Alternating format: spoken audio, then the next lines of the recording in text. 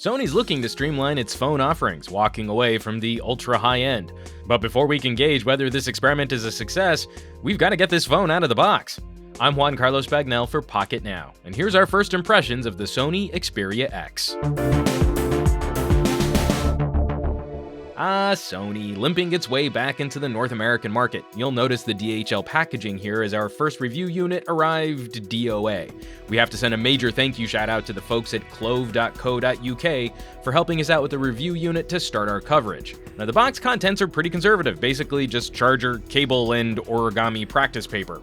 Now, once removed from the packaging, we're greeted by an attractive slab of smartphone.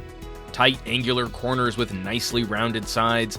Sony calls this color black, but in the hand it's ever so slightly gray enough to look a bit gunmetal. It's a seriously clean look, and we appreciate the subtle badging. Walking around the hardware, we've got a micro USB on the bottom, 3.5mm headphone jack up top. The left side is home to the SIM card and micro SD card tray, no pin tool needed to pop this tray out, and all the hardware buttons are on the right side of the phone, which makes sense for a company so focused on photography.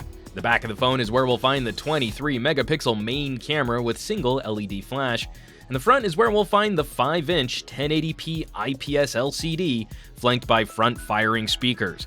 The selfie cam here is another pixel-dense shooter delivering 13-megapixel stills. And in a break from other manufacturers, the front top left corner is where Sony included the NFC radio. It might make mobile payments a bit easier to use this on the top edge. Now, this phone feels great in the hand. The metal back has a satiny finish, which doesn't feel overly slick. And though the forehead and chin bezels are a bit thick, most people won't need to dance the phone around too much to use this one-handed. A first boot happened delightfully quick. I'm not very well versed on the Qualcomm 650 chipset, but it moved us through the initial setup efficiently. We are happy to report that whatever gremlins might have plagued the last generation of Z phones, the fingerprint sensor on this X was easy to set up and unlocks this phone reliably enough. It's not the fastest we've used, due in part to the combination of power button press and fingerprint scan, but so far we haven't experienced any wonky issues in operation. There is some value-added software pre-installed, minimized to a handful of Sony services and some partner apps.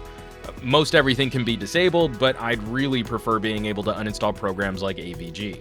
And the rest is just reacclimating to Sony design. I haven't used an Xperia for any significant time since the Z2.